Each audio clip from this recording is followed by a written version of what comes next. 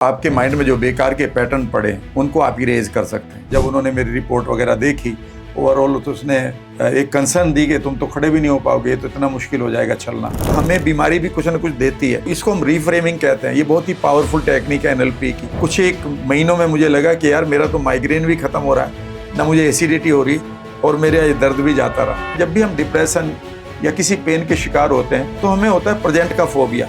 ऐसे में कई बार आदमी आत्महत्या तक की सोच लेता है कि भाई मेरे पास अब कोई चॉइस नहीं। जो ऑटो इम्यून डिजीजेज हैं सर, क्या ये हमारे माइंड की वजह से ही होते हैं? माइंड से इसका रिलेशन कैसे है सर? जितने भी कैंसर हैं वो सिर्फ तब होते हैं जब हमारी इम्यूनिटी सप्रेस हो जाती है। आज इंडिया ऑटो इम्यून डिजीज के ऐसे कगार पर खड़ा है जहां पर इस एजुकेशन को दिया जाना जरूरी है। आपका हो सकता है कि गट के सेंटर्स इस इम्यूनिटी को बर्बाद कर रहे हो, क्योंकि आपकी 70% इम्यूनिटी आपकी हाथों पर रहती है। हम कैसे फाइंड आउट कर सकते हैं अपने गट हेल्थ के बारे में? और सर एनएलपी टेक्निक्स कैसे हेल्प करती हैं हमें? इसे लोग ये मानते हैं कि ये बस पाचन नाली है, ये नाली नहीं है, यहाँ पर पूरा ब्रेन है। आपके दादाजी के समय पर या उनके फादर के समय पर उनके पेट में 10,000 से 15,000 तरह के बैक्टीरिया हुआ करते थे।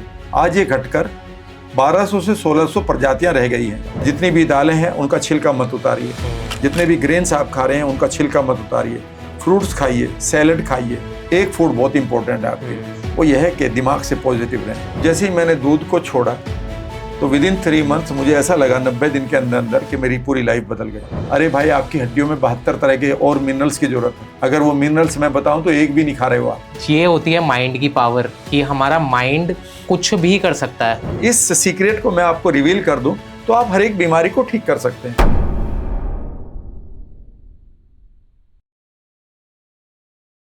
Thank you so much sir, सबसे पहले तो आने के लिए। थैंक यू सर, सबसे पहला क्वेश्चन, बहुत लोगों को हमारे देश में पता नहीं है एनएलपी क्या होता है। सर आप थोड़ा बताएं कि आप करते क्या हैं? बेसिकली एनएलपी की पूरी फॉर्म से ही पता चल जाएगा। इसकी पूरी फॉर्म में neuro linguistic programming. Neuro linguistic programming basically अगर आप आम आदमी की भाषा में समझें तो हमारे पास हमारे ब्रेन में 86 बिलियन ब्रेन सेल्स हैं। जब ये काम करते हैं तो इसको हम माइंड कहते हैं। अब ये माइंड किस तरह से काम करे, सही तरीके से कैसे काम करे, कैसे इसको प्रोग्राम करें, जो प्रोग्रामिंग हो चुकी है उसे कैसे डिलीट करें जी, मतलब की चीज़ों को माइंड में कैसे डालें, बेमतलब की चीज़ों को माइंड में से कैसे निकालें, माइंड को ऐसे कैसे डायरेक्शन दे कि वो आपकी बीमारियों को ठीक कर दे, माइंड को कैसे डायरेक्शन दे कि वो आपके लिए मैनिफेस्टेशन करे। राइट। ये सारी की सारी जो माइंड की क्रियाएं हैं, इन्हें हम बेसिकली आप कह सकते हैं कि ये एनएलपी का पार्ट है, न्यूरो लिंग्विस्टिक प्रोग्रामिंग का पार्ट है जी सर। तो आप यूँ समझ सकते हैं कि 2 बड़े काम करती है एनएलपी। एक है कि वो आपके माइंड में जो बेकार के पैटर्न पड़े हैं उनको आप इरेज कर सकते हैं। फोबिया है, फियर है बेकार की, आपके पास बेकार के ऐसे पैटर्न पड़े हैं जिनसे आप दुखी आ गए हैं, राइट, उनको आप इरेज कर सकते हैं टेक्निक्स है इसकी। और दूसरी बात यह है कि अब आपके ब्रेन के अंदर जो पॉजिटिव पैटर्न होने चाहिए, ठीक है ना, कि आपकी हेल्थ बढ़िया रहे, आपके पास पैसा भी आता रहे, आपके पास कॉन्फिडेंस भी हो, आपके पास मोटिवेशन भी हो, तो उन पैटर्न्स को हम कैसे इम्प्लांट करें, डालें अपने माइंड में। ये 2 चीज़ बेसिकली एनएलपी में आती हैं और इसी के ऊपर पूरे के पूरे एनएलपी को आप कह सकते हैं कि वो बेस्ड है इसका। राइट। सर आपको एनएलपी मैन ऑफ इंडिया भी कहा जाता है सर, और आपने खुद अपने आप को क्योर किया था एनएलपी टेक्निक से। आज से 30-35 साल पहले की बात है सर ये। सर थोड़ा बताएं हमारे दर्शकों को, हमारे ऑडियंस को, कि आपने कैसे खुद को क्योर किया था, और इनफैक्ट आपको ये तक डॉक्टर्स ने कह दिया था कि आप दोबारा चल नहीं पाएंगे। देखिए, आप यूँ समझिए कि जब भी आप बीमार होते हैं ना उदय, तो हमारे पास सबसे इम्पोर्टेंट चीज़ ये है कि हमारा माइंड उसमें सबसे बड़ा रोल अदा करता है। जब मैं बचपन में अपनी लाइफ को जी रहा था तो कई कह सकते हैं ना, जिनको हादसे कहते हैं लाइफ के, वो एक मेमोरी की तरह पड़े थे, ठीक है ना। बहुत अच्छा माहौल नहीं था उस सिचुएशन में, तो वहाँ से मुझे माइग्रेन होना शुरू हो गया था। ओवर थिंकिंग बचपन में हो गई थी, डर बैठ गए थे, बहुत सारे फोबिया हो गए थे, जिनके कारण आप ये कह सकते हैं कि जब मैं बड़ा होने लगा तो आप समझिएगा कि ये माइग्रेन बढ़ते बढ़ते एसिडिटी और पेप्टिक अल्सर में बदल गया। मुझे उसकी वजह से फिर अपनी एमएससी छोड़नी पड़ी। जोधपुर यूनिवर्सिटी में मैं स्टूडेंट था फर्स्ट ईयर का। अच्छा। जब मुझे पेप्टिक अल्सर हुआ, उसके बाद फिर मुझे जब मैं करीब 30-32 साल का हुआ तो डॉक्टर ने कहा कि तुम्हें तो मेरे पैर दर्द करने लगे, घुटने स्पेशली और दूसरे जोड़। तो मैंने डॉक्टर को दिखाया, डॉक्टर ने कहा ये तो रूमेटॉइड अर्थराइटिस है। मैं उसके बारे में मैं जानता था, क्योंकि मैं तब मेडिकल रिप्रेजेंटेटिव भी था, तो बीमारियों के बारे में इतना हम जानते थे, नाम के बारे में। तो मैंने कहा सब इसका इलाज, उन्होंने कहा यार ये तो इलाज विलाज तो इसका नहीं होगा, लेकिन ये तो बड़ा ख़राब है। और जब उन्होंने मेरी रिपोर्ट वगैरह देखी ओवरऑल, तो उसने एक कंसर्न दी कि तुम तो खड़े भी नहीं हो पाओगे, ये तो इतना मुश्किल हो जाएगा चलना। और मैं जानता भी था उसके बारे में कि ये मुश्किल है, लेकिन मैं तब मुझे इतना पता चल गया था कि ये सब हमारे माइंड से हो रहा है, ठीक है ना। तो मैंने माइंड के बारे में फिर पढ़ना शुरू किया, तब मेरी लाइफ में ये टेक्निक मुझे मैनिफेस्ट करने का मौका मिला। कहते हैं ना कि अगर आपके पास कोई भी एक ड्रीम होता है किसी चीज़ को पाने का, तो कोई ना कोई रास्ता मिल जाता है।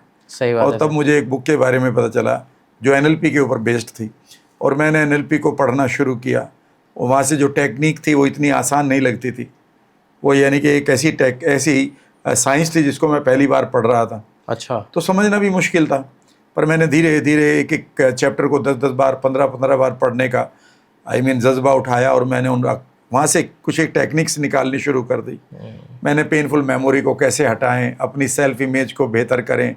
सेल्फ इमेज यानी कि हमारी खुद के अंदर की छवि क्या है, मैं अपने आप को क्या मानता हूँ, इसके ऊपर स्टडी की, ठीक है ना। तो पाया कि यार हमारी सेल्फ इमेज ही सबसे इम्पोर्टेंट है। तो मैंने पाया कि जब मैं अपने अंदर देखता हूँ तो वहाँ एक डरा हुआ इंसान है जिसका पास्ट अच्छा नहीं है, ठीक है ना, जिसको फ्यूचर की एंग्जाइटी है। तो मैंने अपनी सेल्फ इमेज को ठीक करना शुरू किया। फिर मैंने कोई भी हमारे माइंड में जो बीमारी आती है ना, वो हमेशा कोई ना कोई पॉजिटिव इंटेंशन लेकर आती है, यानी कि वो कुछ सिखाने आती है। तो उस बीमारी के साथ आप कैसे बात करें, यानी कि जो पार्ट आपके माइंड का किसी बीमारी को दे रहा है उससे बात कैसे करें, इसको मैंने सीखा। और मैंने अपने इंटरनल छुपी हुई उन इंटेंशंस को, उन आप कह सकते हैं कि इरादों को ढूंढा जो बीमारी मेरे लिए लेकर आई है। फॉर एग्जांपल, जब हम सिगरेट पीते हैं तो पॉजिटिव इंटेंशन है कि हम अपने आप को रिलीफ दे रहे हैं, ठीक है ना। जब हम गुस्सा करते हैं किसी पर तो हम खुद को रिलीफ देते हैं, ठीक है ना। तो याद रखिएगा, हमें बीमारी भी कुछ ना कुछ देती है, तो वो इसको हम रीफ्रेमिंग कहते हैं। ये बहुत ही पावरफुल टेक्निक है NLP की। राइट। हाँ, तो जब मैंने NLP से रीफ्रेमिंग करी तो पाया कि मेरी बीमारियां मुझे आखिर क्या कह रही हैं, वो एक मैसेंजर की तरह आ रही हैं। सही बात और ये सब NLP से जब मैंने करना शुरू किया, तो आप यकीन नहीं करेंगे कि 1992 में मैंने या 3 में शुरू की थी ये जर्नी, और कुछ एक महीनों में मुझे लगा कि यार मेरा तो माइग्रेन भी ख़त्म हो रहा है, ना मुझे एसिडिटी हो रही, और मेरा ये दर्द भी जाता रहा। तो सर आपने मतलब मेनली फोकस किया सीधा मतलब पहले अपने एंजाइटी पे, और जो डिप्रेशन और जो फोबियाज जो आपने बताया उसके ऊपर आपने इन टेक्निक्स को अप्लाई किया। यही चीज़ है, मैं आज भी यही सिखाता हूँ। अगर मैं किसी से कहता हूँ कि तू बड़ी से बड़ी बीमारी को ठीक कर लेगा, तो 2 ही तो काम करने पड़ेंगे कि उसके पास पड़े हुए हैं बहुत सारे फोबियाज हैं, फियर्स पड़े हैं, सेल्फ डाउट पड़ा है, डिप्रेसिंग थॉट पड़े हैं, एंग्जाइटी पड़ी है, पेनफुल मेमोरी पड़ी है, बचपन की चाइल्डहुड ट्रॉमा पड़े हैं या एब्यूज़ पड़े हैं, जिनको हम एस कहते हैं।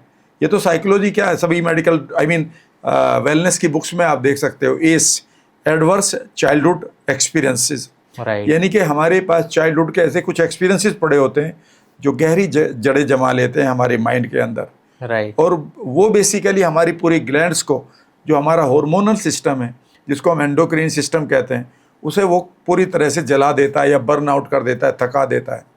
हमारे अंदर बेकार के हार्मोन निकलते हैं उन यादों के कारण, क्योंकि वो यादें आपके लिए पास्ट हो गई, ब्रेन के लिए वो आज भी प्रेजेंट है। राइट। अगर 10 साल पहले मेरे साथ कोई हादसा हुआ है तो 10 कैलेंडर तो बदल गए, लेकिन हो सकता है कि जैसे ही वो घटना या उस जैसी घटना मेरे साथ घटेगी तो मेरा माइंड याद करेगा ये मेरे साथ भी ऐसा ही हुआ था, इस आदमी ने मेरे साथ भी ऐसा किया था। तो इसका मतलब अभी पास्ट आपका हुआ ही कहाँ पास्ट, वो तो आज भी प्रेजेंट हुआ खड़ा है। तो आज मैं तो अभी भी लोगों से कहता हूँ कि यार तुम बीमारी को से सफ़र करने की जगह आप ये कोशिश करो ना कि जो तुम्हारे पास ट्रॉमा पड़े हैं, जो तुम्हारे घर के अंदर, अगर खुद सोचो उदय कि अगर आपके पास 10 कमरों का मकान है और उसमें मरे हुए चूहे पड़े हैं, तो क्या आप उस मकान में रह पाओगे? और कितना डियो छिड़कोगे वहाँ पर? अच्छी बात है कि उसको साफ कर लो। सही बात है। तो इसे हम सबकॉन्शियस की क्लिनजिंग कहते हैं बेसिकली, जो NLP से मैं लोगों को कराता हूँ। NLP उस समय इन चीज़ों के लिए नहीं बनी थी, वो दूसरे छोटे मोटे इश्यूज़ के लिए थी। पर मैंने कहा कि जब अगर ब्रेन या हमारा माइंड एक छोटे से पैटर्न को बदल सकता है तो वही तो बड़े पैटर्न को बदलेगा। Right sir. तो मेरा ये बिलीफ था और मैंने फिर NLP को कम्प्लीटली वेलनेस में प्रयोग किया है। राइट सर, क्योंकि सर मुझे जहाँ तक ध्यान है इतना ज़्यादा फेमस भी नहीं था NLP पहले, है ना, इतने ज़्यादा लोगों को पता नहीं था इस कॉन्सेप्ट के बारे में, और आज भी बहुत लोगों को ऐसा है कि पता नहीं है, कि इसकी पावर नहीं पता कि क्या पावर है एनएलपी की। ये इंसान को एक पूरा सुपर ह्यूमन बना सकती है। Yes right sir. Yes, basically मेरे पास दो सिचुएशन थी तब कि भाई मैं एनएलपी को पॉपुलर करूं, उसमें मुझे एनर्जी बहुत जाएगी, ठीक है ना। तो मैंने इसी तरीके को सोचा कि मैं लोगों को प्रॉपरली एजुकेट करता हूं पहले, और जब मेरी एजुकेशन लोगों तक जाएगी और उनको फ़ायदा भी मिलेगा तो ये पॉपुलर भी होगी। सही तो बात मैं है। तो उस समय ज़्यादा लोग नहीं थे यहाँ एनएलपी वाले, एक दो ट्रेनर आया करते थे बाहर के, वो भी बड़ी बोरिंग सी एनएलपी सिखा कर चले जाते थे, लोग उसमें इंटरेस्ट नहीं लेते थे क्योंकि वो थ्योरी पार्ट थी। और जब मैंने लोगों के साथ बात करना शुरू की कि मैं आपके पेनफुल मेमोरी को हटा दूंगा, तो लोग कहते थे ये कैसे हट जाएगी, मेमोरी तो जाती ही नहीं। मैं कहता हूँ ठीक बात है, मेमोरी नहीं जाती है, पर मेमोरी की जो इंटेंसिटी है, मेमोरी की जो तीव्रता है आपके ऊपर, जो छाती पर आपकी घुटन आ रही है, वो चली जाएगी। कोई मेमोरी है, पड़ी रहने दो उसको, लेकिन वो तंग ही नहीं कर रही है आपको। बहुत सारी मेमोरी है, अगर मैं अपनी कार से यहाँ तक आया हूँ वो भी तो मेमोरी है, पर वो मुझे तंग कहाँ कर रही है। सही बात है। लेकिन उस कार में अगर मुझे ये दिखाई दे रहा है कि वहाँ कोबरा बैठा हुआ था, तो मैं अभी भी डर रहा हूँ। तो सवाल ये है कि मेमोरी पड़ी है, पर उसकी इंटेंसिटी को मैं ख़त्म कर सकता हूँ। राइट। और ये मेरा एक बहुत बड़ा आप कह सकते हैं कि ये एक वो था, एक खोज थी, और यहीं पर लोगों ने उसे एक्सेप्ट करना शुरू कर दिया। और बस उसके बाद तो मेरे YouTube चैनल पर लोगों ने वीडियोस को देखा, और मैं ये मानता हूँ कि अगर 10,000 भी व्यू आते हैं किसी वीडियो पे आते, तो वहाँ 30-30 लाख भी हैं, ठीक है ना। तो मुझे मालूम होता है कि ये वो लोग हैं जिनको सचमुच में मेरी ज़रूरत है। Right sir. वो लोग NLP सीख रहे हैं, हर महीने पूरे वर्ल्ड के लोग सीख रहे हैं, जी सर, जो भी हिंदी जानते हैं। बिल्कुल सर। सर क्योंकि आज की जनरेशन में ये देखा गया है कि बहुत ज़्यादा ट्रॉमा बढ़ चुका है, डिप्रेशन के बहुत ज़्यादा लोग आ चुके हैं, एंग्जाइटी से डील कर रहे हैं, रिलेशनशिप्स ब्रेकअप्स हो रहे हैं। तो सर उनके लिए आप क्या कहना चाहेंगे कि कैसे वो NLP टेक्निक्स को अपना सकते हैं? पहली तो बात है, डिप्रेशन एक ऐसी प्रॉब्लम आ गई है जो हमारे बच्चों में भी आ गई है। अब ये नहीं है कि वो बहुत बड़े बिजनेसमैन को लॉस होगा तभी आएगी, ठीक है ना। 9वीं क्लास के बच्चों को ब्रेकअप हो रहे हैं, राइट, ठीक है ना। अब जो हमारे कपल्स हैं वो भी अब 10 में से 8 रिश्ते खराब ही हो रहे हैं, देखा जाए तो। हमारे जो ट्रस्ट फैक्टर है वो टूटता जा रहा है। राइट। हमें ऐसा लगता है कि 2 बार फेलियर मिला नहीं तो ऐसा लगता है कि यार मेरा अब क्या होगा। और अच्छे खासे इंटेलिजेंट लोग डिप्रेसिंग थॉट में चले जाते हैं। उसी तरह से ब्रेकअप है, उसी तरह से और एंग्जाइटी है। आप समझने की ये कोशिश करें कि कुछ चीज़ों को आप पहला एक अपनी चेकलिस्ट बना लें, और वो किसी भी NLP ट्रेनर के पास जाएं। अब तो मैं NLP को भी एक नए लेवल पर मैं लेकर आ गया हूँ, जिसको मैं NLP 2.0 कहता हूँ। अच्छा। उसमें मैंने न्यूरोप्लास्टिसिटी नाम की साइंस भी इंक्लूड करी है, जो 21st सेंचुरी की मॉडर्न साइंस है, न्यूरो साइंस की। उसमें मैंने हार्ट कोहेरेंस को भी जोड़ा है, उसमें मैंने हिप्नोसिस को भी जोड़ा है, उसमें मैंने फ्रंटल लोब के एक्टिवेशन को भी जोड़ा है। तो आपको 4-5 काम जरूर करने होंगे, इनको किए बगैर मत आगे बढ़ो, क्योंकि यही आपको रोक रहे हैं। पहली चीज़ है, आपके पास पास्ट का कोई भी ट्रॉमा नहीं होना चाहिए। राइट। हमारे पास पता नहीं कौन सा थॉट कब ट्रिगर हो जाता है, और वो अपनी पूरी शक्ति से आपकी सेल्यूलर सिस्टम पर, आपके DNA पर, आपके जीन पर प्रभाव डाल देता है। राइट। मान लेते इस समय मैं बैठा हुआ हूँ और मेरे साथ कोई बचपन में खराब घटना घटी है, ठीक है ना। और इस समय मान लेते हैं मैं कोई अखबार देख रहा हूँ या मैं कोई टीवी देख रहा हूँ, और एक खबर आ गई है कि एक बच्चे के साथ ऐसा हुआ है, तो मेरा ब्रेन उस बच्चे को नहीं देख रहा, मेरा ब्रेन उस बच्चे को देख रहा जो मैं ही था कभी। राइट। यानी कि उस घटना ने मेरी इस घटना को मुझे दोबारा जीने के लिए मजबूर कर दिया। जितना पेन मुझे तब था उस घटना में, उतना है उससे ज़्यादा अब आ गया। उतने ही नेगेटिव केमिकल्स मेरे अंदर बह गए। वो नेगेटिव केमिकल्स हमारी शुगर को बढ़ाते हैं, हमारी आर्टरीज को श्रिंक कर देते हैं और हमारी इम्यूनिटी को मार देते हैं। राइट। तो पहला काम करना है कि आप अपने भूतकाल से पीछा छुड़ाइए, अगर वहाँ पर बेकार का है। कई बार लोगों को यहाँ पर यकीन नहीं आता कि मैं भूतकाल से कैसे पीछा छुड़ा लूँगा। कई बार लेडीज़ कहती हैं कि राम सर आप कैसे कह सकते हो इस बात को, जब तक वो मेरा कोर्स नहीं करती। वो कहती कि मैं एक बार मुंबई में वर्कशॉप दे रहा था, तो एक लेडी मेरे पास आई, उसने कहा कि राम सर मैं बहुत उम्मीदों से आई हूँ। मेरे खुद जो कज़न थे उन्होंने मुझे चाइल्डहुड में मुझे अब्यूज़ किया फिजिकली और सेक्सुअली, और वो लोग, अब मैं बड़ी हो गई हूँ, वो भी बड़े हो गए हैं, और वो अभी भी मेरे साथ मुझे देखने पड़ते हैं। और उस दर्द में मैं रोज़ जीती हूँ। न तो उस माहौल से मैं निकल सकती हूँ और ना ही मैं उसमें रह सकती हूँ। तो मैंने कहा कि देखो उस माहौल को तो मैं नहीं बदल सकता, लेकिन मैं आपके रिजल्ट को बदल दूंगा।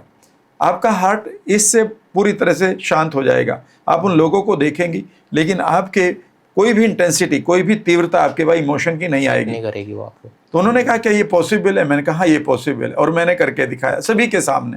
तो पहली चीज़ है कि आप अपने पास्ट को बढ़िया करें।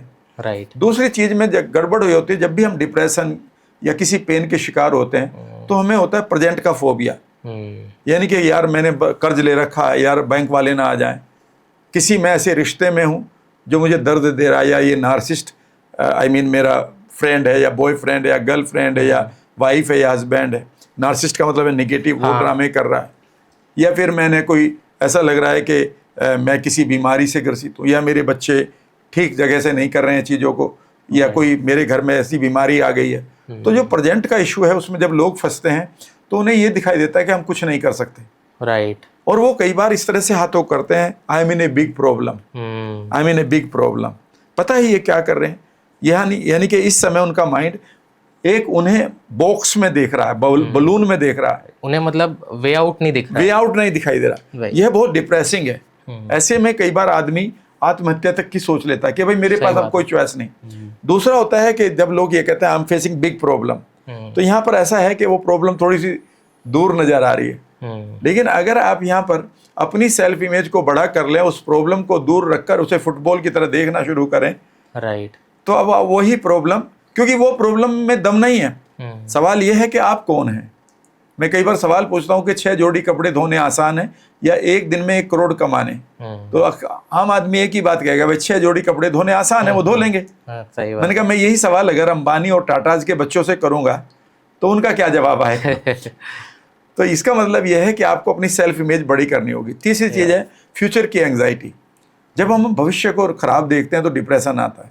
राइट। और पांचवी चीज़ है, सबसे इम्पोर्टेंट ये है कि कई बार हमारे पास बढ़िया गोल्स नहीं होते जिसकी तरफ हमें जाना चाहिए, और हम जो है हमारा माइंड ना एक बाग की तरह है। अगर आप अपने बाग में ना, अपने उपवन में आप बढ़िया पौधे नहीं उगाओगे ना, तो झाड़ झंकाड़ अपने आप पैदा हो जाएंगे। सही बात, ये खास बात है। तो हमारे माइंड को हमेशा एक अच्छा गोल भी चाहिए, राइट, जो उसे डिलाइटफुलनेस दे, जिसकी तरफ वो चले, जिसके लिए वो जागे सुबह। सही बात कुछ है। एक चीजें हैं, इनसे करते ही आप अपने डिप्रेशन के जो पैटर्न है उनसे बाहर आ सकते हैं। सही बात है सर, क्योंकि कहते हैं कि डिप्रेशन भी उन्हीं को टारगेट करता है जो लोग खाली होते हैं, जो लोग बिजी नहीं होते हैं, तो उन्हीं वही लोग ज़्यादा फेस करते हैं डिप्रेशन को। एग्जैक्टली। इसमें बताएं डिप्रेशन की पूरी फॉर्म में क्या बताता हूँ, ऐसी अखबार में नहीं, उसमें डिक्शनरी में नहीं मिलेगी, पर ये मेरी डेफिनेशंस हैं।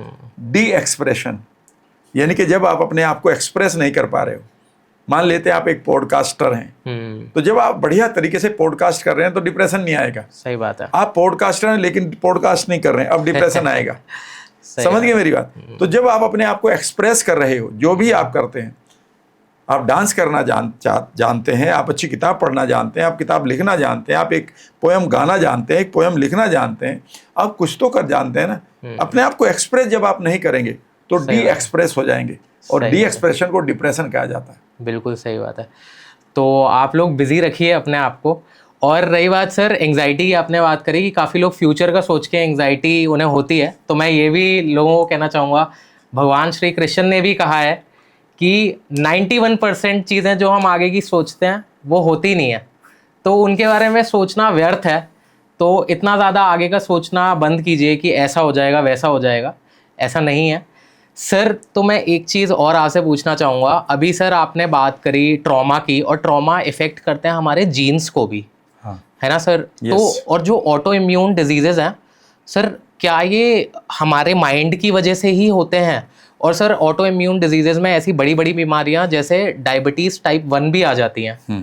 तो सर आप, क्योंकि मैं ये देखता हूँ कि डायबिटीज़ टाइप 1 छोटे छोटे बच्चों को भी होती है, जो 7 साल की उम्र के बच्चे हो गए, 8 साल की उम्र के बच्चे हो गए।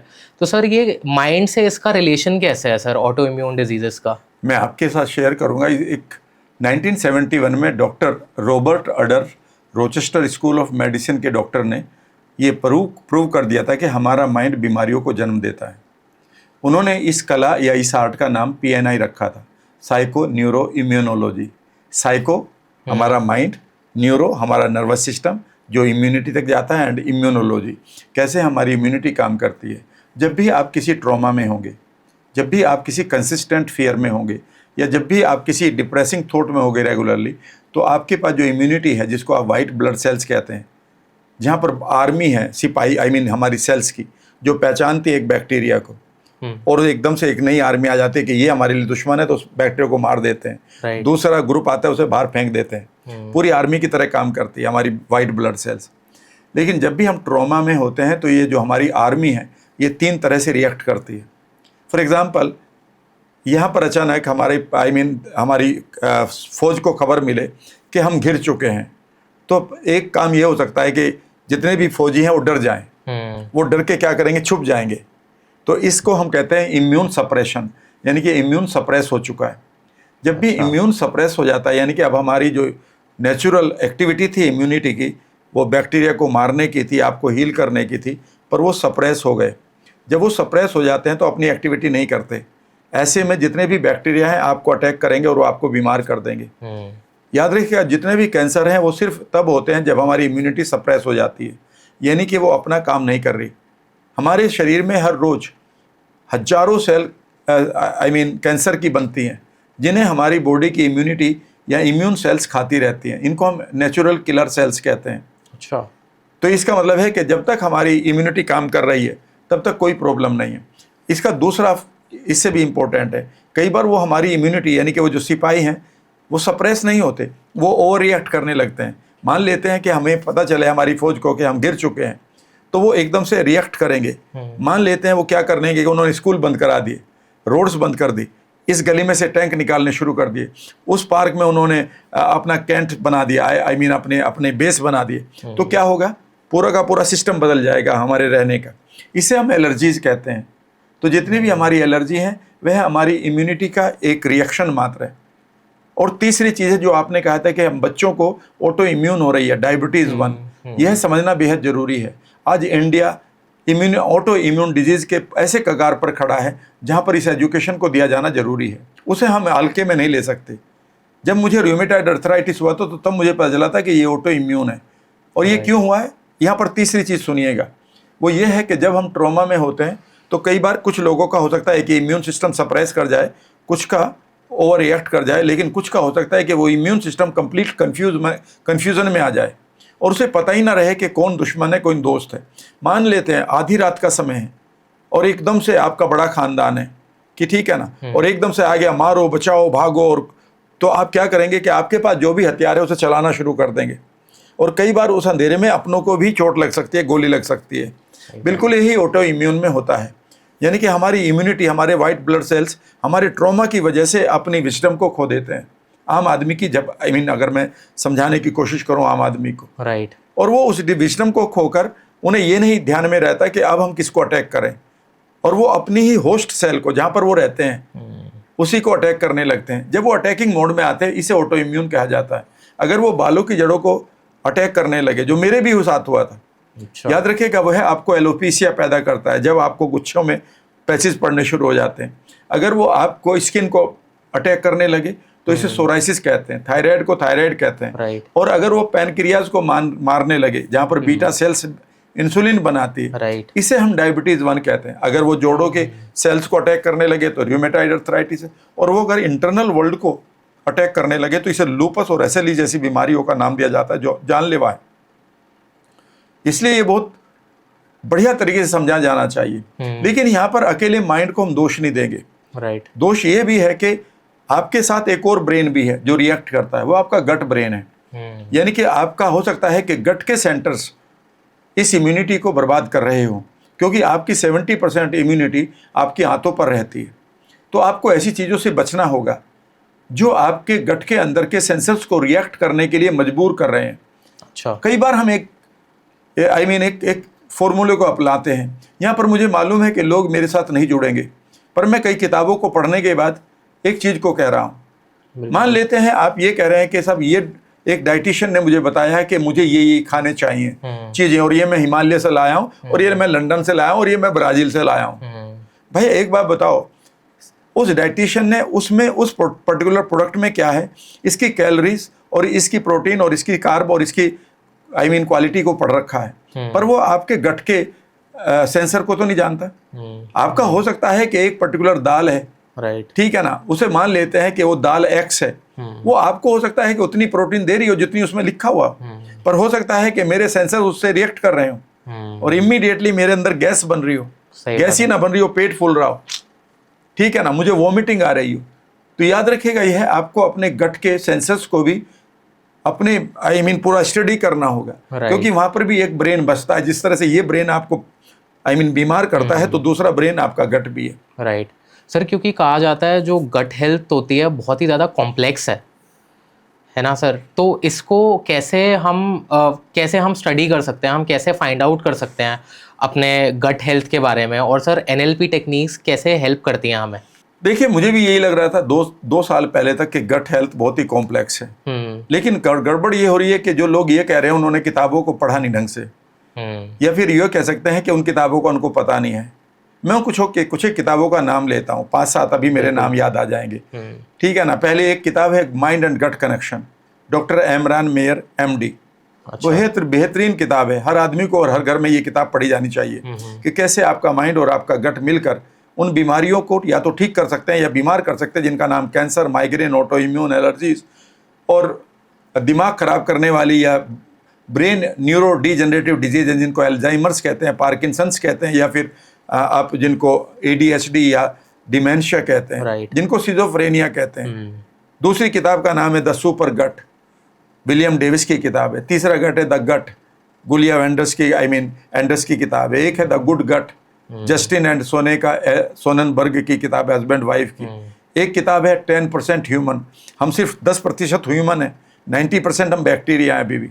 हमारे इवन DNA भी बैक्टीरिया का बना हुआ, डू यू नो? अच्छा, नहीं जानते हैं हम लोग। इसीलिए याद रखिएगा, हमारे गट के बैक्टीरिया बड़े इंपॉर्टेंट है, क्योंकि वही बैक्टीरिया हमारे जेनेटिक लेवल को पूरी तरह से डिफाइन करते हैं। हमारे पास सिर्फ 23,000 जीन है और बाकी 20 लाख जीन जो हैं उनको गाइड करते हैं, वो 20 लाख जीन हमारे बैक्टीरिया से आती हैं। अच्छा, ये मैं नहीं कह रहा हूँ, किताबें पढ़ लीजिएगा। अब आपने कहा कि गट बड़ा कॉम्प्लेक्स है, मैं आपको बताऊं कुछ भी नहीं है, सिर्फ 4 चीजें हैं हमारे गट में। पहले तो कॉम्प्लेक्स इसलिए बना रखा कि जो मुंह से शुरू होता है और एलिमिनेशन पार्ट तक जाता है, ये यहाँ पर खाने की नली है, फिर एक पेट है, पेट के बाद छोटी आंतें हैं, उसके बाद बड़ी आंतें हैं, बड़ी आंत के बाद बाहर निकल जाएंगे। तो इस तरह से आपको पहला, इसे लोग ये मानते हैं कि ये बस पाचन नाली है, ये नाली नहीं है, यहाँ पर पूरा ब्रेन है और इसमें सिर्फ 4 चीज़ें हैं जिनको आपको जानना होगा। यहाँ पर नंबर 1 कुछ एक सेंसर्स हैं जो हार्मोन रिलीज करते हैं।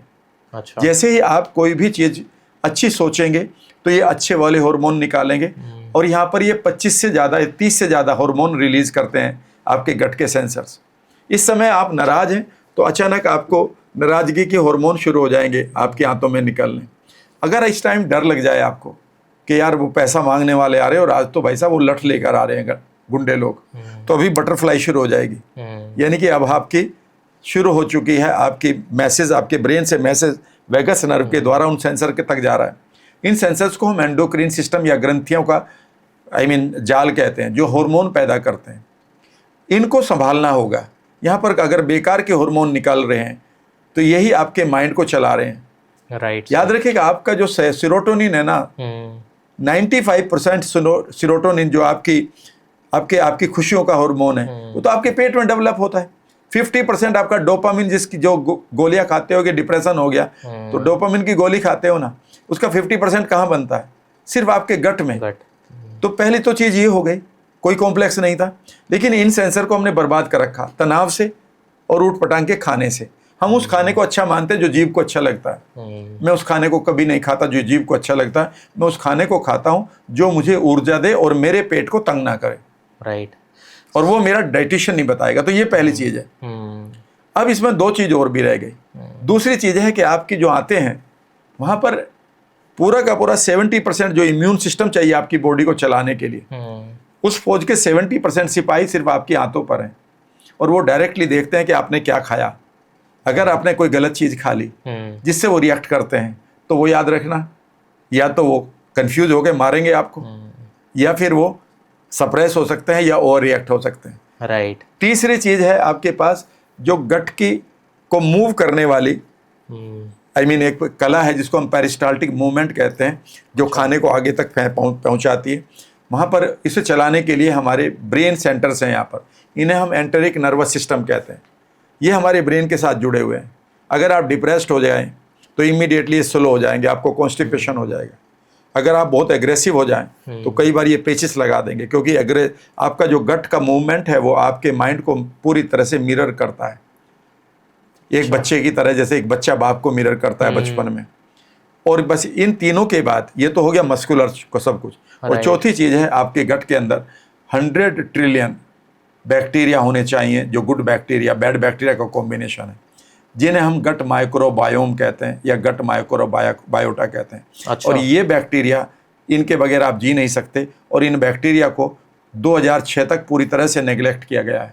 2006 के बाद मेडिकल साइंस ने इसके ऊपर ध्यान देना शुरू किया, और अब पता चला कि जब ये गट बैक्टीरिया अगर ठीक है, अगर गुड बैक्टीरिया हमारे अच्छे हैं और बैड बैक्टीरिया की पॉपुलेशन कम है, 80-20 का रेशो है, और गुड बैक्टीरिया को आप अगर प्रॉपरली पाल रहे हैं, पालना ही कहूँगा, तो ये आपके अंदर एक पर्टिकुलर प्रोडक्ट बनाते हैं जिसका नाम है SCFA, short chain fatty acid.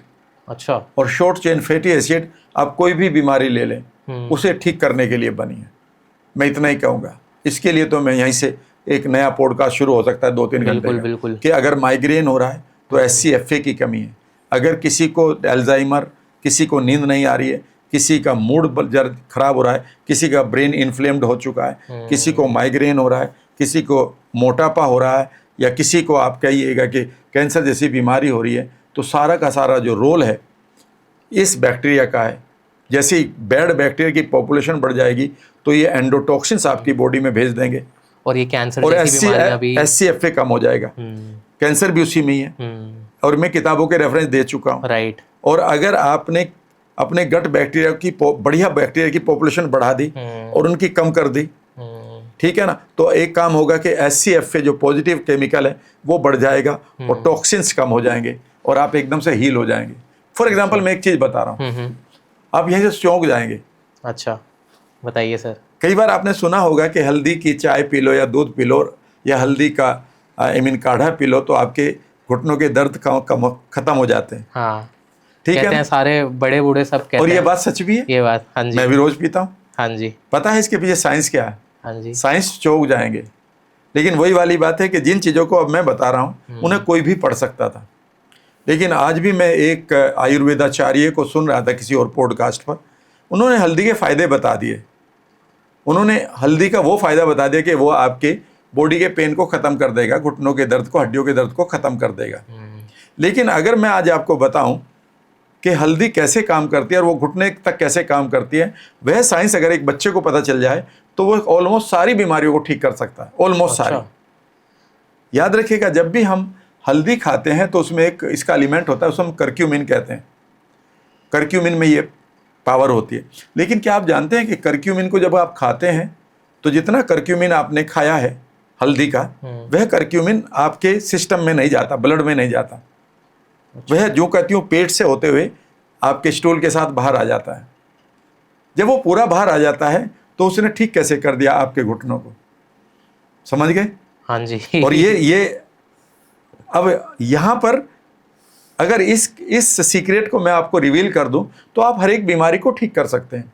होता यह है कि आपने एक बड़े क्रिकेटर को सुना था, पंजाब के, उनकी वाइफ को कैंसर हुआ था, उन्होंने कहा मैं हल्दी की चाय उनको पिलाता था। हाँ जी, ठीक है ना? सिद्धू जी, ऐसे ही आप जगह जगह हल्दी की चाय बात करते हैं। हाँ, और मैं रोजाना 2 बार पीता हूँ, ठीक है ना। मैं लोगों को बताऊंगा कि क्यों पीनी चाहिए। और कई बार आपने सिर्फ ये कह के कि वो जोड़ों का दर्द ठीक कर देती है और जोड़ों का दर्द नहीं है तो हल्दी क्यों पिए या करक्यूमिन क्यों पिए। लेकिन आज मैं आपको एक सीक्रेट बता रहा हूँ, आपका करक्यूमिन कभी भी ब्लड में नहीं जाता। आप कहेंगे सर इसके लिए लोग मानेंगे इस बात को कि कोई चीज़ आपके सिस्टम में ही नहीं गई और वो काम भी कर गई? तो मैं आपको पेज नंबर 102 है, किताब का नाम है द सुपर गट, डॉक्टर का नाम है doctor William Davis, popular book है इस दुनिया की, ठीक है ना। उसका पेज नंबर भी मैंने बता दिया। उनका ये कहना है, या उन्होंने जो रिसर्च करी है, या उन्होंने रिसर्च को पढ़कर, क्योंकि वो किताबें जो वो लिखते हैं ना उनमें बहुत बड़ा बिब्लियोग्राफी होती है। ऐसे ही नहीं होता कि चैट जीपीटी पे बैठे और करना दिया। करीब 400 किताबों की स्टडी करके वो एक किताब बनाते हैं अच्छा। और रेफरेंस देते हैं। होता ये है कि आपके गट के अंदर अगर गुड बैक्टीरिया की पॉपुलेशन कम हो जाए और बैड बैक्टीरिया की बढ़ जाए, तो बैड बैक्टीरिया आपकी बड़ी आंतों से मूव करते हुए छोटी आंत में अपनी जगह बना लेते हैं और वो अपनी कॉलोनी बसा लेते हैं। वह कॉलोनी जो बैड बैक्टीरिया की है वह आपको फ्लैचुलेंस करती है, एसिडिटी करती है, पेट फुलाती है, गैस बनाती है। इतना तो ठीक था, लेकिन इससे ज़्यादा नुकसान वो क्या करती है कि इनका जो एक प्रोडक्ट है, इन बैड बैक्टीरिया का जो प्रोडक्ट है उसे हम LPS कहते हैं, जिसकी पूरी फॉर्म है लाइपोपॉलीसैकेराइड्स। अच्छा। इनको हम एंडोटॉक्सिन्स भी कहते हैं। बेसिकली ये एंडोटॉक्सिन्स यानी कि जो बैड बैक्टीरिया के प्रोडक्ट्स हैं, मेटाबोलाइट्स कहते हैं इनको, एंड प्रोडक्ट हैं, ये हमारे ब्लड में ट्रेवल कर जाते हैं और जैसे ये ब्लड में ट्रेवल करते हैं ये जहाँ जहाँ जाएंगे वहीं तूफान मचा देंगे। अच्छा। अगर ये आपकी फैट सेल पर चले गए तो आपको मोटा कर देंगे उसे इन्फ्लेम्ड करके। तो जब ये घुटनों पर चले जाते हैं, जोड़ों पर चले जाते हैं, तो ये जोड़ों को इन्फ्लेमेशन देते हैं जिसके कारण वो दर्द होता है। करक्यूमिन की खास बात यह है कि करक्यूमिन जब आप उसे पीते हैं तो ये जो बैड बैक्टीरिया हैं ये इनकी ग्रोथ को थोड़ी देर के लिए रोक देता है, यानी कि उन्हें एक्टिव नहीं होने देता। दूसरा, जो आपकी आंतों से जहाँ से ये पंचर हुआ है, जहाँ से लीक हो रही है, जहाँ से एंडोटॉक्सिन्स आपके ब्लड में जा रहे हैं, उस जगह को रोक देता है हल्दी। यानी कि अब आपकी जो एंडोटॉक्सिन्स हैं वह आपकी बॉडी में जाना बंद हो चुके हैं, और चूंकि बॉडी में बंद हो चुके हैं और उधर उसका जो बनाने वाले बैक्टीरिया वह भी ज़्यादा सक्रिय नहीं है, तो इतनी देर में आपकी बॉडी उसे इन्फ्लेमेशन को ठीक कर लेती है। आपकी बॉडी के पास इतनी पावर है जिसको हम होम्योस्टेटिस कहते हैं कि अगर आप उसे एब्यूज़ ना करें तो वो अपने आप ठीक करने के लिए तैयार है। इसलिए आप किताबों में पढ़िए, कभी पढ़िए ना। एक मैं तो लोग कहते हैं कि कैंसर, आप एक कैंसर का आप कभी भी गूगल कर लें, कोई भी लोग कर लें, सुनने वाले कर लें। एक आदमी का नाम है मिस्टर राइट, ठीक है ना, उसको 4th स्टेज का कैंसर था और वो सिर्फ उसकी उम्र 2 हफ्ते बची हुई थी। अच्छा, ठीक है ना, और उसे एक इंजेक्शन दिया गया क्रेबियोजोन का 1950 में कि ये कैंसर के लिए बना है, ठीक है। और अचानक जब उसको दिया गया तो वो हील कर गया। ये पूरी कहानी बता देता हूँ, 3 लाइन की है। और वो विदिन 3 डेज उसने अपने 4th स्टेज के कैंसर को ठीक कर लिया। विदिन 3 डेज, 3 डेज, यानी कि उसके जो संतरे जितने लंप निकले हुए थे पस से भरे हुए, वो रिड्यूस हो गए और कुछ एक हफ्तों में ये पता चला कि इसके पास नहीं है कोई भी कैंसर। लेकिन तभी उसे पता चला, जहां पर उसे वॉलंटियर के लिए बुलाया गया था, कि क्रेबियोजोन नाम का इंजेक्शन काम नहीं कर रहा बाकी 99 लोगों पर, क्योंकि 100 लोगों को चूज करा था उन्होंने। अच्छा। उसका दिल टूट गया और अचानक उसका कैंसर फिर वापस आ गया। पावर ऑफ माइंड बता रहा हूं। उसके डॉक्टर का नाम वेस्ट है। अभी ये कहानी गूगल पर पड़ी हुई है, अमेरिकन मेडिकल जर्नल में है, मतलब ये डॉक्यूमेंटेड कहानी है।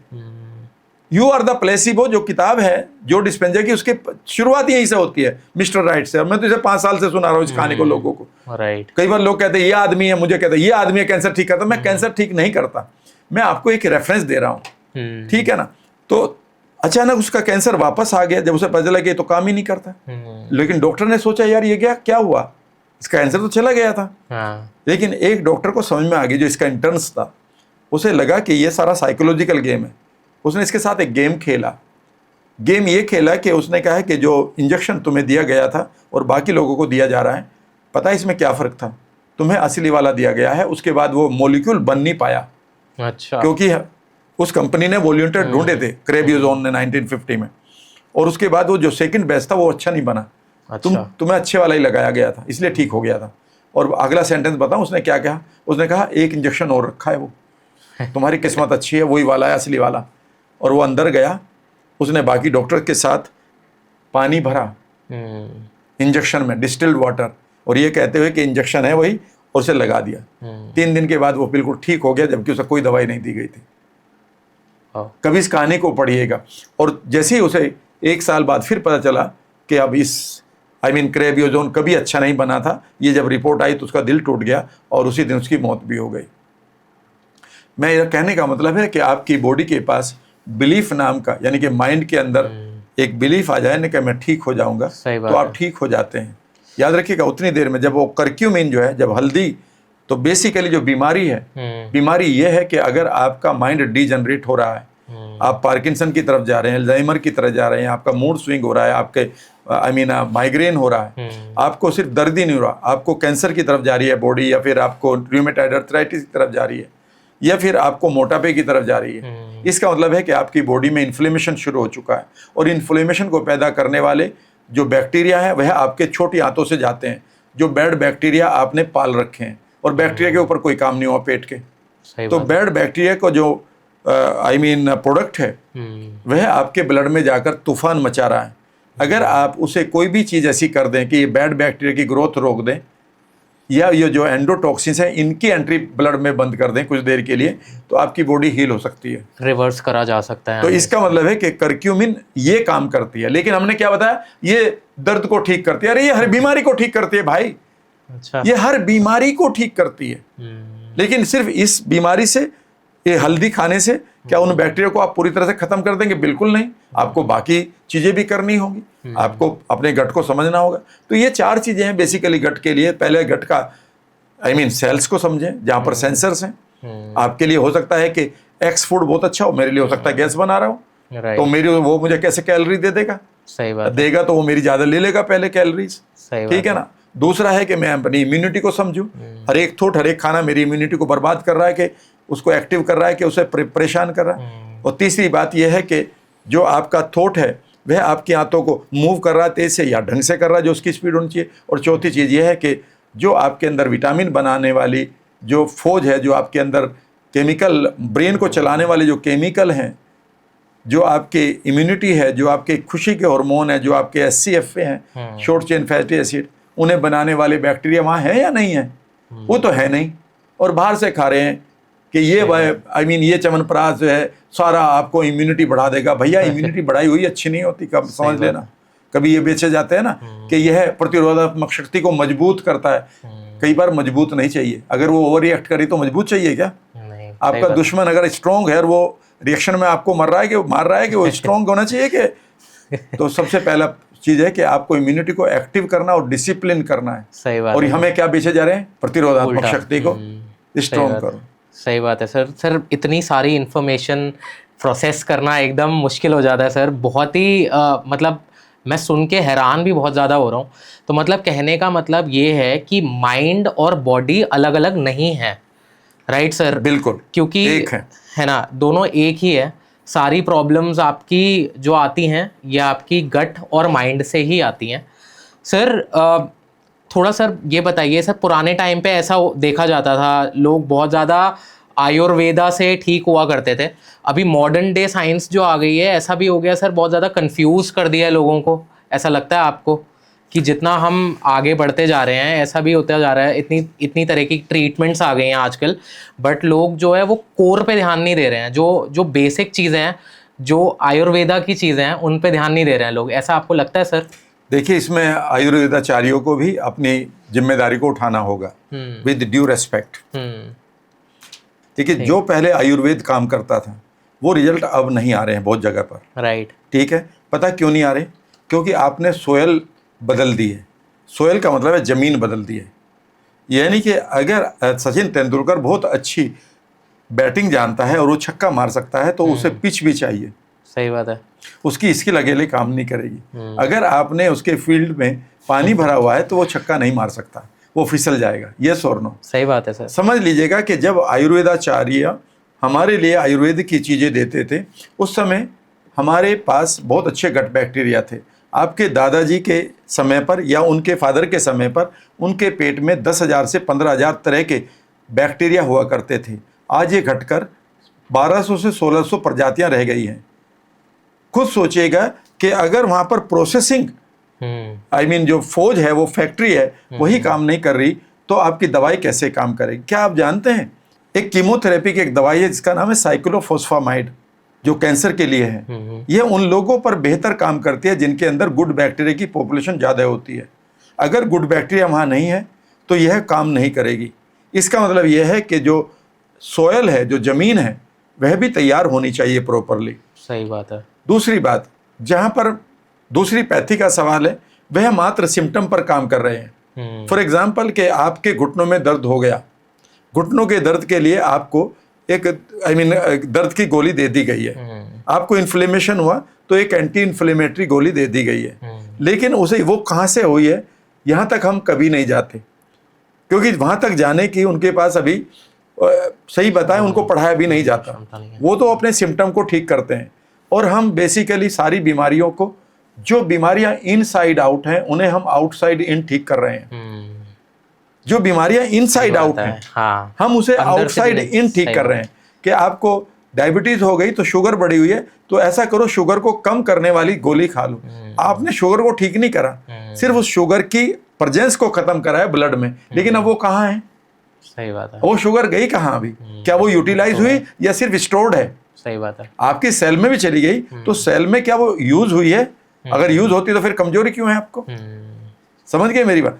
अगर आपका बीपी बढ़ रहा है तो बस जबरदस्ती एक डायलेटर दे दो और आपकी आर्टरी डायलेट हो गई, थोड़े दिन बाद फिर वहीं पर पहुंच जाएगी। आप कहते हैं अब सेकंड टाइम की गोली खा लो। लेकिन ये क्यों हो रहा है, इसके ऊपर कभी नहीं ध्यान दिया। यही दोनों जगह पर आ गया है। इवन जो हमारी ट्रेडिशनल पैथी भी थी, वह जड़ पर काम करती थी। अब वो जड़ पर नहीं काम करते, उन्होंने हर चीज की सिम्टम की गोलियां बना दी। ये बटी है, बुखार चढ़ रहा है तो इस बटी को खा लो। भाई बुखार नहीं उतारना था। बुखार तो बहुत अच्छी चीज होती है, बुखार तो आना चाहिए। जब भी बुखार आता है तो आपकी बॉडी उस समय अपना टेम्परेचर बढ़ाकर उस बैक्टीरिया को मारने की कोशिश कर रही है, क्योंकि आपकी बॉडी जानती है कि 1 डिग्री टेम्परेचर बढ़ाते ही हजारों बैक्टीरिया मर जाएंगे, और 1 डिग्री और बढ़ गया तो लाखों तरह के बैक्टीरिया मर जाएंगे, और 1 डिग्री और बढ़ गया तो सारे बैक्टीरिया मर जाएंगे। जब हमारे पास 103 डिग्री बुखार आता है, मैंने एक बुक में पढ़ा है कि यह बहुत ही डिवाइन प्रक्रिया है। अच्छा। इस समय आप अपने पानी वानी रखकर इस बुखार की प्रक्रिया से एक बार चले जाओ, क्योंकि इस समय आपकी इम्यूनिटी उस बैक्टीरिया के साथ लड़ रही है और वो अपनी शक्ति को प्रदान पूरी तरह से गेन कर रही है, और बॉडी उसे अपना टेम्परेचर बढ़ाकर हेल्प कर रही है। अगर आप बीच में इस बुखार को उतारते हैं तो आपने सारी प्रक्रिया को गलत कर दिया। मैं अगर बचपन में जाऊं और मैं फिर उसके 10 साल बाद जाऊं तो बिल्कुल सिचुएशन बदली हुई थी।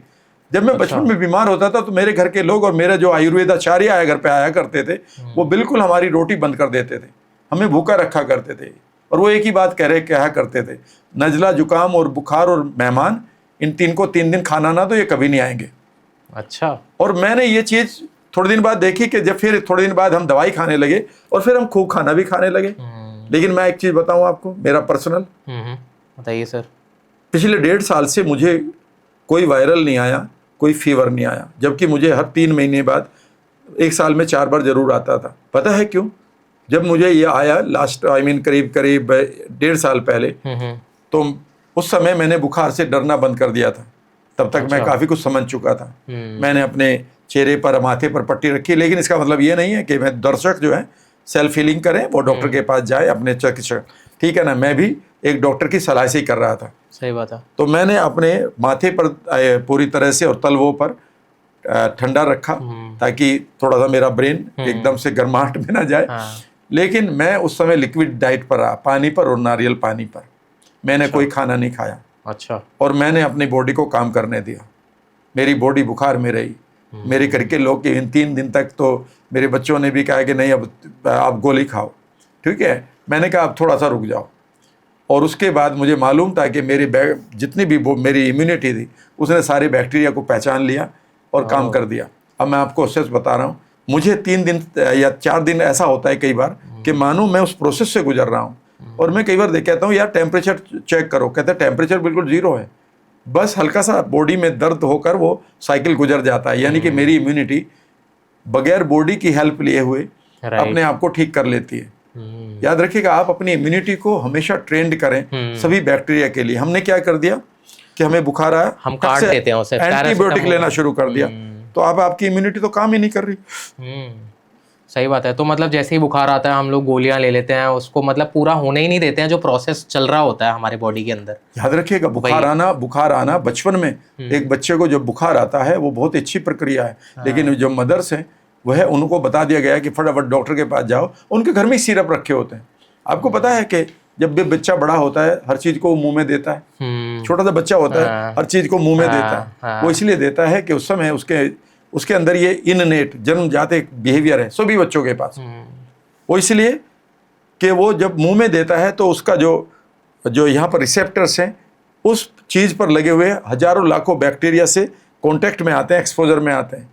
और जो आपकी इम्यूनिटी है यहाँ पर, ठीक है ना, टॉन्सिल्स में है, आपके मुंह में है, जिनको हम IgE कहते हैं, ठीक है ना, इम्यूनोग्लोबुलिन ए कहते हैं, जो मुंह में और बाकी इम्यूनिटी है, वो उन बैक्टीरिया के साथ एक्सपोजर उनका होता है, लड़ाई होती है।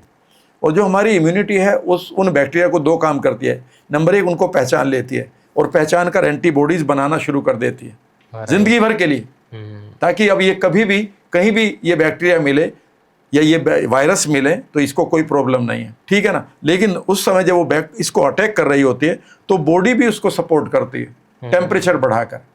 यहीं पर गड़बड़ हो जाती है कि इमीडिएटली उसको हम एंटीबायोटिक का कोर्स करा देते हैं। एंटीबायोटिक सारे के सारे उन बैक्टीरिया को तो मार देती है जो बाहर वाले आए थे, लेकिन आपकी इम्यूनिटी तो अनट्रेंड रह गई, उनको तो कभी हिम्मत ही नहीं बनने को, उनके अंदर तो जो ताकत आनी थी वो नहीं आई। सही बात है सर। बहुत अलग अलग बातें सर, मैं खुद ये चीज़ें प्रोसेस कर रहा हूँ आप जो मुझे बता रहे हैं। सर मुझे ये बताइए सर, कुछ 5 सुपर फूड्स बताइए जो हर एक इंसान को अपनाने चाहिए।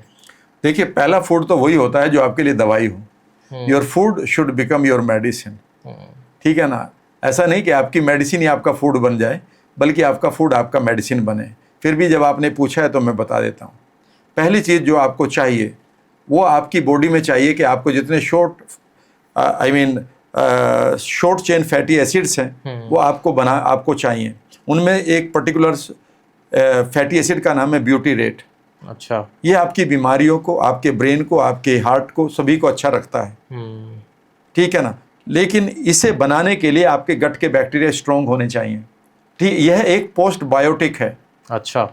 तो पोस्ट बायोटिक का मतलब है कि हमें 2 तरह का फूड चाहिए, एक प्रीबायोटिक और एक post biotic, probiotic and prebiotic. अच्छा। जब ये दोनों मिल जाते हैं तो पोस्ट बायोटिक होता है। हाँ। तो हमें पोस्ट बायोटिक बेसिकली हमारी मेडिसिन बन जाती है। तो 2 फूड हमारे पास होने चाहिए। तो 2 फूड सुपर तो ये हैं कि नंबर 1, आप रोज प्रीबायोटिक जरूर खाएं। प्रीबायोटिक में सुपर फूड में आ जाते हैं। नंबर 1 गार्लिक है, वो प्रीबायोटिक बहुत अच्छा है। आपका ऑनियन है, फ्लैक्स सीड है, चिया सीड है, और जितना भी फाइबर आप खा सकते हैं, राइट, ठीक है ना। आपके दादा के समय के लोग 150 ग्राम खाया करते थे फाइबर। अब हमारे बच्चे सिर्फ 15 ग्राम खाते हैं। सर लाइफस्टाइल ऐसा हो गया लोगों का। ये लाइफ स्टाइल नहीं है, ये बर्बादी स्टाइल है। सही बात है। लाइफ स्टाइल उनका बढ़िया था। सही बात जो है सर। साथ बैठकर खाते थे, खेत में काम करते थे, मिट्टी में बैठकर खाते थे, वो लाइफ स्टाइल, ठीक है ना, दोबारा लेना पड़ेगा आपको। और ये प्रूव हो चुका हाइजीन हाइपोथेसिस में। सुपर फूड की बात कर लेता हूँ। पहली चीज़ है आप प्रीबायोटिक खूब खाएं, प्रीबायोटिक खाएं। और प्रीबायोटिक में एक चीज़ और भी खाएं जहाँ पर पॉलीफिनोल आपको मिले। पॉलीफिनोल एक बहुत अच्छा प्रीबायोटिक की तरह ही काम करता है, जो हमारे बैक्टीरिया को बढ़ाता है। वो है आपके ब्लूबेरीज, ब्लैकबेरीज, या फिर आप एक्स्ट्रा वर्जिन ऑलिव ऑयल को 2 चम्मच ऐसे ही पी लें। सुबह उठे, मैं तो सुबह ही ले लेता हूँ 2-3 चम्मच, मेरा दिन भर का पूरा हो जाता है पॉलीफिनोल। कि अब ब्लूबेरी नहीं मिली या ब्लूबेरी का सीजन नहीं है या इतनी महंगी है कई बार कि नहीं खाई जा रही है, तो 2 चम्मच इसको खा लेता हूँ। यह है प्रीबायोटिक। यह रोजाना आपको खाना ही खाना है, यानी कि आपको खूब छिलका खाना है, राइट, ठीक है ना। जितनी भी दालें हैं उनका छिलका मत उतारिए, जितने भी ग्रेन्स आप खा रहे हैं उनका छिलका मत उतारिए। फ्रूट्स खाइए, सैलड खाइए, और जितनी भी आप लीफी ग्रीन्स खाएंगे या, ठीक है ना, उनको बहुत बढ़िया तरीके से खाइए। ये है। दूसरा है आपका प्रोबायोटिक। प्रोबायोटिक का मतलब है आप कांजी पिएं। अच्छा। कांजी पिएं, कांजी का मतलब है कि वो बैक्टीरिया डेवलप हो जाते हैं। अच्छा। बीटरूट की कांजी हमारे घरों में बनती है। फर्मेंटेड चीजें आप एग्जैक्टली, राइट। जो फर्मेंटेड है वह हमें खानी है। देखो, ढोकला है, इवन जो इडली है उसे 1 घंटे बाद खाएं जब वो बन जाए, राइट। गर्मा गर्म ना खाएं, क्योंकि उसमें वो बैक्टीरिया तब तक डेवलप हो जाएंगे। अगर आप बासी रोटी छलने में रखी है रात वाली, तो सुबह जरूर उसे खाएं। ये हमारे महापुरुषों, हमारे बाप दादाओं का बेस्ट खाना हुआ करता सर। हम सिंधी हैं, हमारे सिंधियों में भी होता है ये चीज़। वो रोटी रखते हैं रात को और सुबह उसे बनाया जाता है। हाँ, ऐसे याद याद रखिएगा। और उससे भी बढ़िया है कांजी, इसे कोई भी बना सकता है, इवन बैचलर लाइफ में भी इसे बना सकते हैं। कि जो चावल हैं आपके पके हुए बच जाते हैं लंच में, उन्हें एक बाउल में भर के रख लें, पानी भर दें उसमें, और अगली सुबह उसको क्रश कर लें और उसमें तड़का लगा दें जीरे का, राई वगैरह का और करी पत्ता, और उसमें थोड़े से प्याज टमाटर भी डाल दें, काला नमक डाल के खाइएगा और ये खूब बैक्टीरिया आपको मिलेंगे। तो ये दूसरा सुपर फूड है। अच्छा। और ये फ्री के हैं। हाँ। मैं ये नहीं कह रहा हूँ सुपर फूड में ये खाएं वो खाएं, ठीक है ना। दो भी ये है। सुपर फूड में आप ये देख लीजिएगा कि जो भी आप चीज़ों को इजीली जो आपके बैक्टीरिया को बढ़ा रहे हैं, जो आपको पॉलीफिनोल्स दे रहे हैं, जो आपके लिए प्रीबायोटिक बढ़िया दे रहे हैं, वही आपके सुपर फूड है। तो फ्रूट्स हैं उसमें सारे के सारे, सीड्स हैं। और आपको बेसिकली हमारे गड़बड़ ये हो रही है जो लोगों को पढ़ाया नहीं जा रहा, ओमेगा 6 जो है, ओमेगा 3 एंड ओमेगा 6 का जो बैलेंस होना चाहिए 1:1 होना चाहिए, अब 1:30 तक जा रहा है। अच्छा। हाँ, और ये बहुत खतरनाक है। इसलिए आप ओमेगा 3 के चीज़ों को डेली खाएं। उनमें से वॉलनट है डेली, यानी कि आप अखरोट जरूर खाएं, और या जो भी ओमेगा 3 का फ्लैक्सीड इज देयर, वो आपके लिए बेहद जरूरी है। राइट। बाकी एक फूड बहुत इंपॉर्टेंट है आपके लिए, वो ये है कि दिमाग से पॉजिटिव रहें, क्योंकि आपके दिमाग की स्ट्रेस इमीडिएटली आपके बैक्टीरिया को और आपके गट को बर्बाद करती है। बिल्कुल सर, एकदम डायरेक्टली रिलेटेड है वो तो। डायरेक्टली सर, और डेयरी प्रोडक्ट्स का क्या आपका टेक है उसके ऊपर? भाई लोगों को लेना चाहिए कि नहीं लेना चाहिए? मुझे तो नहीं पता लेना चाहिए नहीं लेना चाहिए, पर मुझे तो 1998 में NLP मैंने 93 में शुरू कर दी थी। जी सर। फिर मैं अपनी सेहत के ऊपर काम कर रहा था, समय से पहले बुढ़ापा आ गया था, ठीक है ना। तो तब मुझे पता चला कि मुझे कुछ एक अभी बीमारियां हैं। फॉर एग्जांपल साइनस रहती थी, कई बार कॉन्स्टिपेशन हो जाता था, कई बार थकान होती थी, फटीग होती थी, और कुछ एक एलर्जीज हो जाती थी, फंगल इन्फेक्शन भी हो जाता था। तो उस समय मैं जब पढ़ रहा था चीज़ों को, तो फिर मुझे किसी ने एक बुक दी। उस बुक में जब मैंने पढ़ना शुरू किया कि how to remain energetic and young, कैसे आप एनर्जेटिक रहें और यंग रहें, और तब तक मेरी हालत ख़राब हो चुकी थी, बुढ़ापा आ चुका था मतलब। अच्छा। तो तब मुझे पता चला कि सबसे बड़ा जो गलती कर रहा हूँ वो ये है कि मैं खूब दूध पिया करता था, खूब मट्ठा पिया करता था, खूब छाछ करके और नौनी घी, क्योंकि मैं वेस्टर्न यूपी का रहने वाला हूँ। तो जैसे ही उन्होंने कहा इसे छोड़ कर देखो, किताब भी पढ़ी थी मैंने, किसी ने कहा नहीं था, यानी कि वो राइटर ही मुझे कह रहा है, समझ लो। तो जैसे ही मैंने दूध को छोड़ा तो विदिन 3 मंथ्स मुझे ऐसा लगा 90 दिन के अंदर अंदर कि मेरी पूरी लाइफ बदल गई। उसके बाद मैंने मिल्क एंड मिल्क प्रोडक्ट नहीं लिया। सर, बहुत बड़ी स्टेटमेंट है ये। और फिर मैंने मिल्क के बारे में जब पढ़ा उसमें, तो उन चीज़ों ने मुझे पूरी तरह से कन्विंस किया।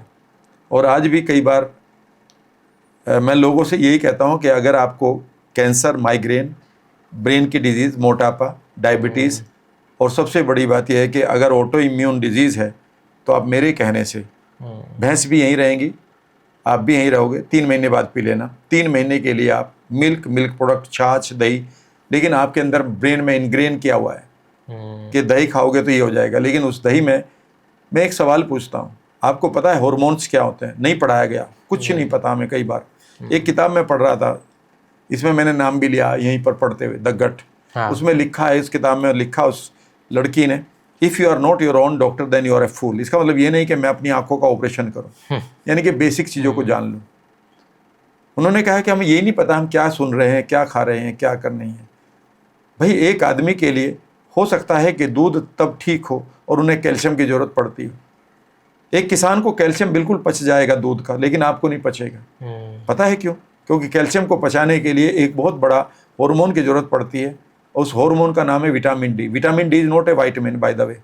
वो हार्मोन होता है, और वो हमें पहले ही कम है। अगर वो कम है तो आप कितना भी कैल्शियम खाएंगे, दूध से खाएं या कहीं से भी खाएं, वह आपकी हड्डियों में नहीं जाएगा, वो सिर्फ और आपकी नसों में जाएगा और आपको हार्ट अटैक करेगा, क्योंकि आपकी नसें भरेंगी।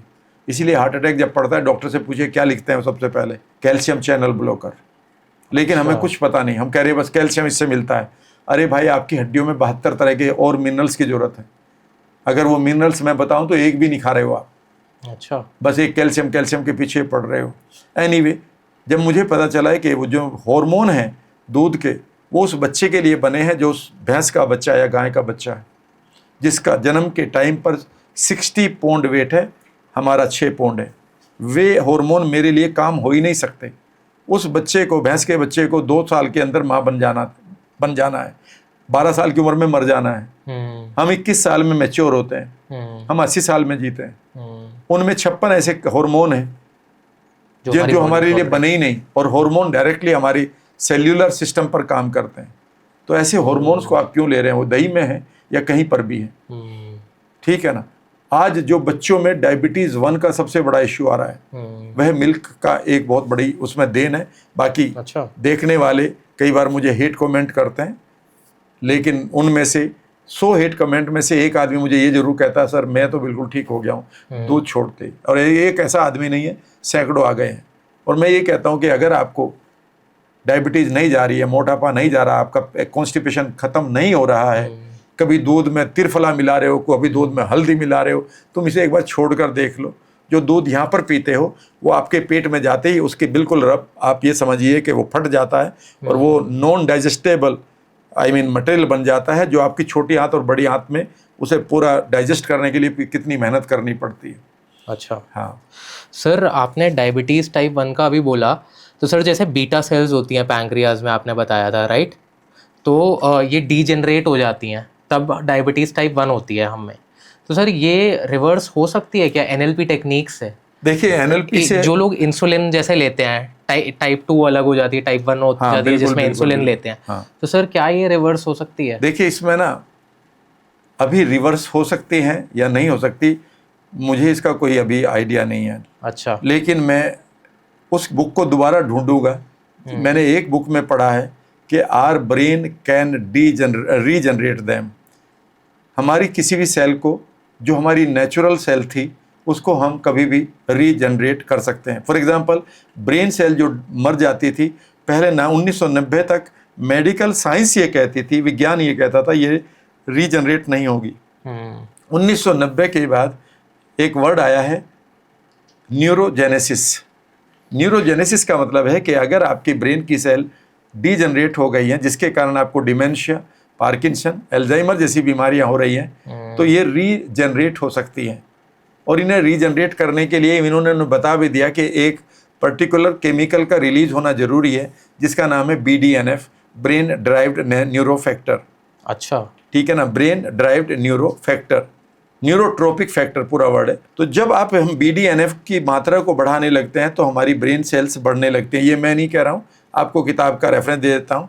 The books name is grain brain. अच्छा। पर्ल मटर की किताब का नाम है, बहुत ही पॉपुलर किताब है, जिसमें ये लिखा गया है कि स्टॉप टेकिंग व्हीट अगर आप बीमारियों से बचना चाहते हो। एनीवे ये किताब के रेफरेंस दे रहा हूँ, मैं नहीं कह रहा हूँ भैया आप खाना है खाइए, क्योंकि बर्गर में आपको व्हीट ही खाना पड़ेगा। एनीवे तो उन्होंने कहा है कि ये ब्रेन सेल्स डीजनरेट जो हो गई थी, ठीक है ना, वो डीजनरेट हो जाएंगी। लेकिन मैंने एक जगह पढ़ा है, अगर आप मुझे कहेंगे वो किताब का रेफरेंस क्या है, तो आप चूंकि आज आपने ये सवाल पूछा है, तो ये मैंने अपने आप पढ़ा है, सुना नहीं है। मैं सुनी हुई बात को कभी नहीं कहूँगा। अच्छा। मैं जो भी दूंगा वो इन्फॉर्मेशन मेरी फर्स्ट हैंड की होगी और वो अच्छी किताबों से होगी। ये नहीं कि दादी माँ के नुस्खे वाली किताब से मैं कुछ ले आऊँ, ठीक है ना। मैं उसको देखूंगा किसने लिखा। एक जगह पर मैंने कहा है कि our mind and our gut bacteria have that power, कि वो हमारी बीटा सेल्स को एक बार फिर रीजनरेट कर सकते हैं। तो जो दर्शक ये सुन रहे हैं, ये होती है माइंड की पावर, कि हमारा माइंड कुछ भी कर सकता है। मतलब आपका कहने का मतलब ये है सारी बीमारियों को क्योर कर सकता है माइंड। सर आप 65 ईयर्स के हैं अभी, 66 ईयर्स के, और आप कहते हैं अब मैं इससे ज़्यादा एज नहीं होने वाला। हाँ अभी कम करूंगा, बहुत हो गया यार। कई बार लोग कहते हैं, एक आदमी ने मुझे कहा आप 50 से कम नहीं है। अच्छा। मैंने कहा यार ये तो बेइज्जती कर रहा है। सर कैसे? कई बार तो ये यूथ का राज क्या है सर, बताइए। कुछ नहीं है, मैंने एक्चुअली यूथ का राज ये है कि मुझे दुबई में कुछ एक पेपर्स जमा करने थे, कोई बिजनेस अपॉर्चुनिटी थी वहाँ पर। तो उन्होंने कहा सर आप अपने वो दे दो, डिग्री विग्री दे दो। तो मैंने यार डिग्री तो नहीं है। उन्होंने कहा सर जिस यूनिवर्सिटी में पढ़ते थे वो डिग्री हमेशा मिल जाती है वहाँ से। तो I applied it in Meerut university. अच्छा। तो मेरठ यूनिवर्सिटी में एक आदमी ने कहा सर ऐसे तो नहीं है, आपको कुछ अब हमें पार्टी वार्टी दो। हमने पार्टी वार्टी भी दे दी। उन्होंने कहा सर आपको 1 हफ्ते के अंदर डिग्री मिल जाएगी, अपने नंबर दे दो। तो मैंने उनको अपने डॉक्यूमेंट दे दिए जो BSc के थे। वहाँ से मुझे पता चला, उन्होंने कहा कि सर एक रिपोर्ट आई है वहाँ से। मैंने कहा क्या रिपोर्ट आई? उन्होंने कहा कि this man does not exist in our university. मैंने कहा ये बहुत बढ़िया, पेपर खो गए? मैंने कहा हाँ। तो उन्होंने कहा पेपर खो गया। मैंने कहा बहुत बढ़िया, मेरी डेट ऑफ बर्थ का भी नहीं किसी को पता चलेगा।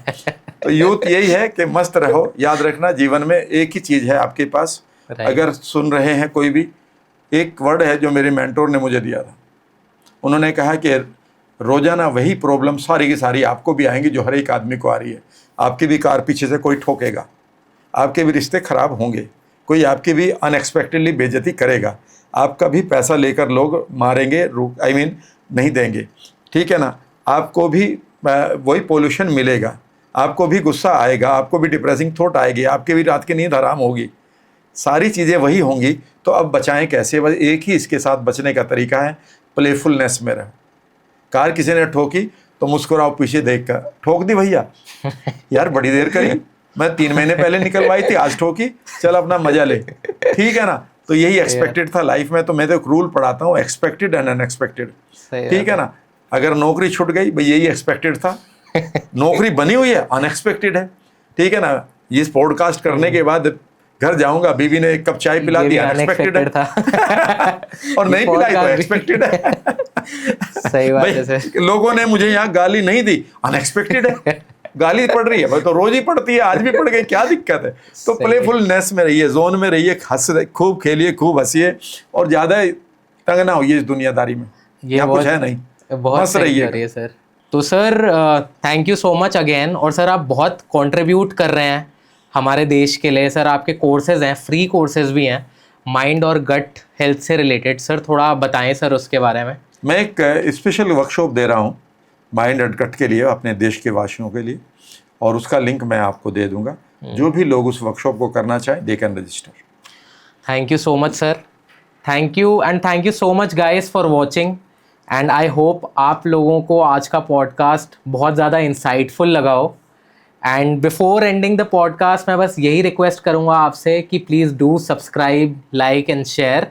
And with this we'll end the podcast. Thank you so much Ram sir, thank you so much आने के लिए। Thank you. इसके साथ हम पॉडकास्ट एंड करेंगे। Thank you guys.